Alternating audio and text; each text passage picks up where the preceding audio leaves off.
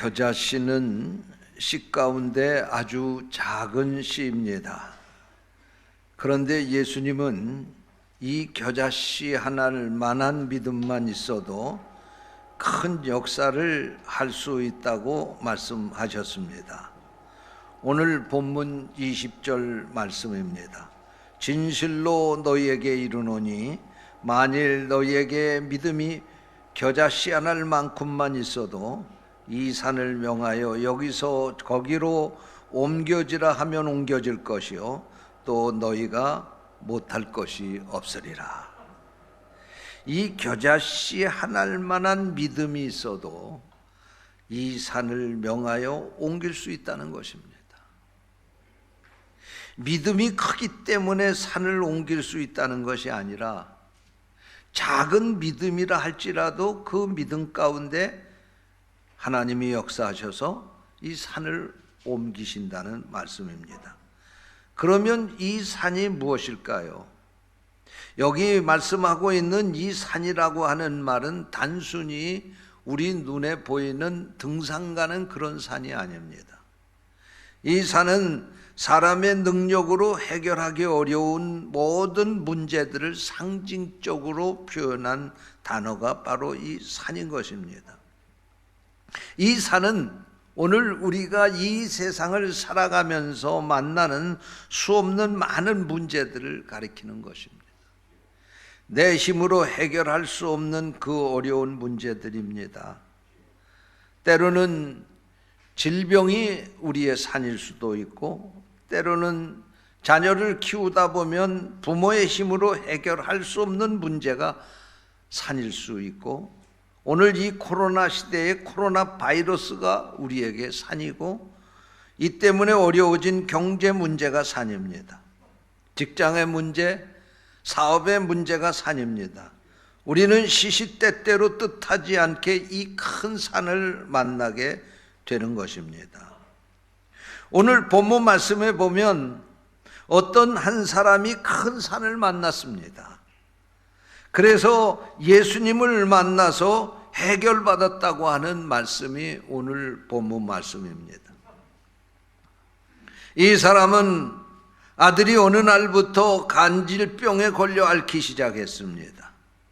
마가복음과 누가복음에도 오늘 본문과 같은 내용의 말씀이 기록되어 있는데, 그곳에 보니까 이 아들은 귀한 외아들이었다고 그렇게 기록했습니다. 여러분, 하나밖에 없는 이 귀한 아들이 간질병에 걸려서 입에 거품을 물고 쓰러지는 모습을 보는 부모의 마음이 어땠을까요? 이 간질이 걸려 발작을 하게 되면 물속에도 들어가고 불속에도 뛰어들어가는 그 모습을 보고 부모의 마음은 내려앉았을 것입니다. 부모는 어떻게 해서라도 이 자식을 고쳐보겠다고 백방으로 노력을 했을 것입니다. 좋은 의사도 찾아가 보고 약도 써봤지만 그러나 백약이 무효였습니다.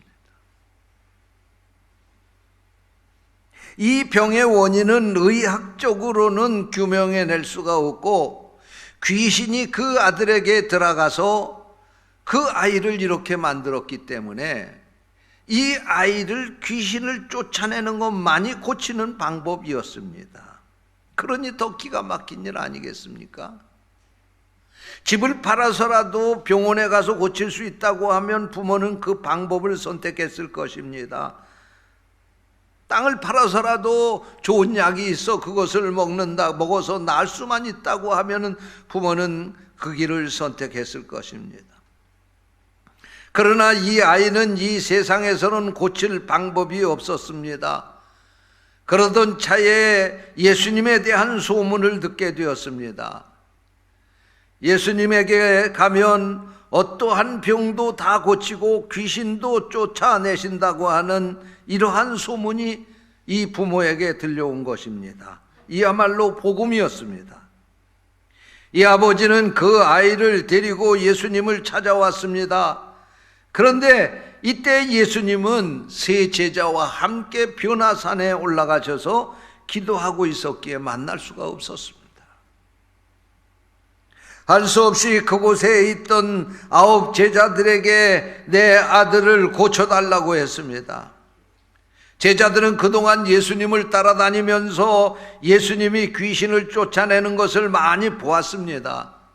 뿐만 아니라 예수님께서 제자들을 전도하러 내보내시면서 귀신을 쫓아내는 능력도 주셨습니다. 그런데 어찌 된 것인지 이날은 이 아이에게 그 귀신을 쫓아내보려고 했지만 이 아이에게 발작이 일어나기만 했지 귀신은 꼼짝도 하지 않고 있는 것이었습니다.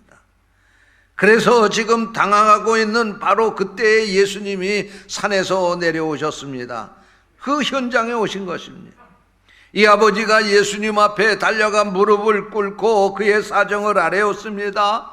예수님, 이 아이가 나의 하나밖에 없는 외아들입니다. 이 귀한 아들 정말로 내 목숨보다도 소중한 아들입니다. 제발 이 아이를 살려주십시오. 그러자 예수님께서 그 아비의 그 믿음을 보시고 이 귀신을 내쫓으시니까 이 귀신이 예수님 말씀 한마디에 그 아이에게서 나왔습니다. 그리고 그 간질병에서 그가 고침을 받게 되었습니다. 사랑하는 성도 여러분, 이것은 2000년 전에 예수님 때의 말씀입니다마는 똑같은 상황은 아니지만 오늘 우리 삶 속에도 이와 같은 일은 얼마든지 비일비재합니다. 우리도 우리의 삶 속에서 시시때때로 이런 큰 산을 만나게 됩니다. 내 힘으로 해결할 수 없는 어려운 일을 만날 때가 있습니다. 이럴 때 우리는 그 문제를 예수님께 가지고 나와야 합니다. 주님 앞에 무릎을 꿇어야 합니다. 사실대로 고백해야 합니다. 그러면 주님이 이 간질병 들린 아들의 귀신을 쫓아내 주시고 그를 고쳐주신 것처럼 우리의 어떠한 문제도 해결해 주실 줄로 믿습니다. 여러분, 예수님만이 우리를 불행하게 하는 모든 그 저주의 사슬로부터 끊을 수가 있습니다. 지금까지 온갖 수단과 방법을 다 동원해도 해결하지 못한 문제가 있다 할지라도 예수님 앞에 가지고 나오면 해결받을 수 있음을 믿으시기 바랍니다. 왜요? 예수님은 모든 능력의 원천이시기 때문에 그렇습니다. 그래서 예수님은 귀신을 쫓아내시는 것입니다. 예수님은 질병을 치료하십니다. 예수님은 저주의 줄을 끊어버리십니다. 예수님은 갈등도 해결하시고 예수님은 위기를 기회로 바꾸십니다. 예수님은 공경에 빠진 사람을 건져주십니다. 예수님은 절망 가운데 사로잡혀 있는 이들에게 희망의 미래를 열어주시는 것입니다. 이 간질병 걸린 아이를 예수님 앞에 데리고 왔을 때에 예수님이 그 아이에게 귀신을 쫓아내고 그 병을 고쳐주신 것처럼 여러분도 믿음으로 주님 앞에 그 문제를 가지고 나올 수 있게 되시기를 축원합니다. 그러면 여러분들이 아마 그럴 거예요. 아이고, 나는 믿음이 작아서. 여러분의 믿음은 얼마만 합니까? 여러분의 믿음이 작다 해도 걱정하지 마십시오. 우리의 믿음이 겨자씨 하나를 만큼 작은 믿음이라 할지라도 예수님께 나오면 예수님은 우리의 삶 속에 기적을 만들어 주시는 분이십니다. 오늘 본문인 마태복음 21절에는 오늘 마태복음의 이 본문 21절에는 기록되어 있지 않지만 같은 내용을 기록한 마가복음이나 또 다른 복음서를 보게 되면 이렇게 이 말씀을 기록하고 있습니다. 기도 외에는 다른 것으로는 이 종류가 나갈 수 없느니라. 할렐루야. 여러분, 무슨 말씀입니까? 하나님께서 반드시 해결해 주실 것을 확신하고 끝까지 기도하는 믿음이 있으면 어떠한 문제도 해결받을 수 있다는 말씀입니다. 세계적인 영성 연구가이고 보스턴 칼리지의 기독교 교육을 가르치는 토마스 그룸 교수는 믿음에는 3단계가 있다고 말했습니다. 첫 번째로 인지하는 단계입니다. 하나님을 아는 단계, 깨닫는 단계라는 말씀입니다. 하나님의 사랑을 알고 능력을 알고 하나님이 나와 함께 하심을 알고 하나님 안에 내가 있는 나를 깨닫게 되는 것, 바로 이것이 첫 번째 단계, 인지하는 단계라는 것입니다. 그 다음에 그 단계에서 성숙해져서 믿음의 두 번째 단계는 신뢰하는 단계라는 것입니다. 믿어지게 되는 단계라는 것입니다. 하나님의 말씀을 듣고 깨달아도 믿지 않는 사람들이 많은데 내 마음속에 언제부턴가 그 깨달은 말씀들이 다 믿어지게 된다는 것입니다. 그것을 내게 주시는 말씀으로 듣게 된다는 것입니다. 그 믿음을 가지고 그 말씀을 듣고 믿니까 내 마음이 언제부턴가 평안해지고 전적으로 하나님을 신뢰할 수 있게 된다는 것입니다. 이것이 두 번째 단계입니다. 세 번째로 행동하는 단계라는 것입니다. 신뢰하는 단계에서 우리의 믿음이 한 단계 더 성숙해지면 행동하는 단계에 이르게 된다는 것입니다. 믿어지니까 이제부터는 그 말씀대로 사는 삶이 된다는 것입니다. 우리가 그 말씀을 알고 믿는 것뿐만 아니라 우리의 삶 속에서 그 말씀대로 행동으로 보여주는 단계입니다. 사랑하는 성도 여러분, 여러분의 믿음이 여기까지 자랄 수 있게 되시기를 주님의 이름으로 축원합니다. 많은 사람들이 오해하는 것이 있습니다. 대단한 기적을 일으키면 큰 믿음이 있어야 한다는 것입니다. 그렇지 않습니다. 작은 믿음으로도 큰 기적을 일으킬 수 있습니다. 중요한 것은 믿음의 크기가 아니라 그 믿음이 진실한 믿음이냐 가식적인 믿음이냐가 문제인 것입니다. 믿음이 겨자씨안할 만한 믿음만 있다 할지라도 우리가 진실로 그 믿음을 가지고 주님 앞에 기도하면 우리가 상상할 수 없는 일이 우리의 삶 가운데 일어날 수 있다는 말씀입니다. 왜 그렇습니까? 겨자씨는 작지만 그 안에 생명이 있기 때문에 작은 씨앗이 큰 나무가 되는 것입니다. 또 그것이 자라게 되는 것입니다. 여러분 마찬가지로 우리에게 믿음이 있으면 그 믿음은 우리 속에 들어와서 우리의 삶을 변화시키는 것입니다. 그 믿음이 자라서 우리로 하여금 큰 일을 할 수 있도록 역사하는 것입니다. 그러므로 여러분의 믿음이 연륜이 더해갈 수 있도록 성장할 수 있게 되시기를 축원합니다. 날마다 가식적인 믿음이 아니라 진실한 믿음을 가지고 주 앞에 나오시고 기도할 수 있게 되시기를 축원합니다. 메리 케이라고 하는 세계적인 화장품 회사가 있습니다. 우리나라에도 진출해서 돈 좀 있는 사람들이, 여자들이 이 화장품 많이 쓴다고 합니다. 이 메리 케이라고 하는 이 화장품 회사는 메리 케이라고 하는 여인이 창업한 회사입니다. 그는 25년 동안 화장품 판매원을 했다고 합니다. 그래가지고 알뜰살뜰 돈을 모아가지고 그것을 투자해서 남편과 같이 화장품 회사를 창업하게 되었습니다. 그리고 그 회사를 남편에게 경영을 맡기기로 했습니다. 그런데 이게 웬일입니까? 개업을 한 달 앞두고 남편이 갑자기 심장마비로 세상을 떠났습니다. 그는 하늘이 무너지는 것 같았습니다. 메리 케이는 도저히 혼자서 사업을 할 용기가 나지 않았습니다.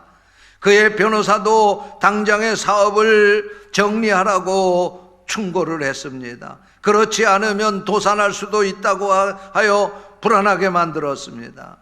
메리 케이는 하나님 앞에 기도했습니다. 하나님의 도우심을 구했습니다.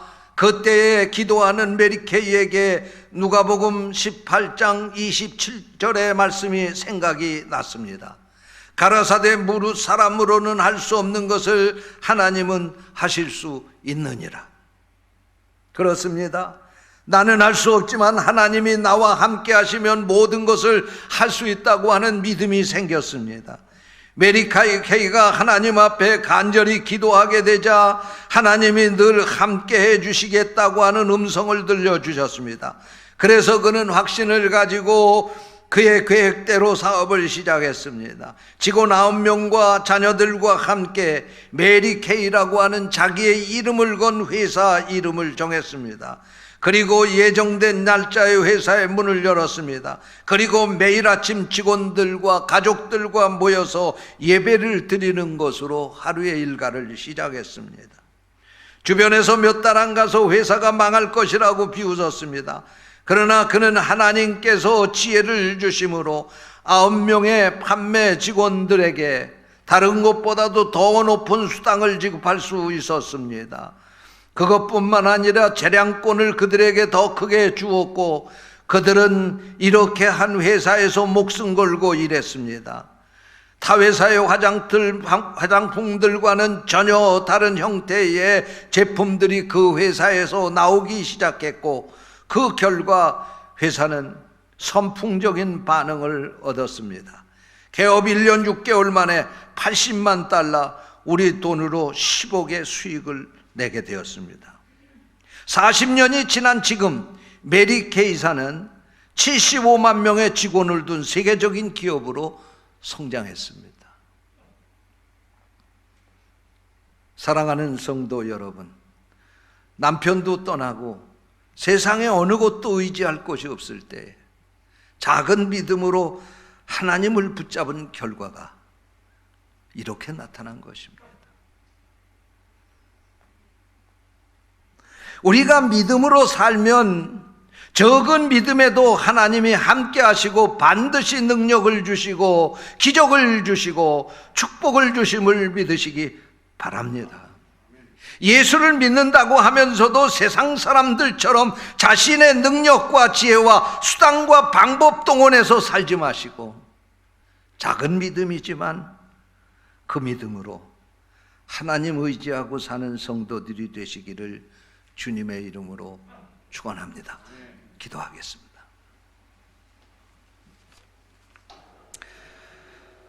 하나님 아버지, 우리는 큰 믿음을 가져야 큰 역사를 이룰 수 있다고 생각했습니다. 그러나 작은 믿음도, 겨자씨 하나일 만한 믿음도 하나님의 놀라운 역사를 이룰 수 있다고 하는 사실을 오늘 말씀을 통해서 깨닫게 해 주시니 하나님 앞에서 진실하게 살게 해 주옵소서.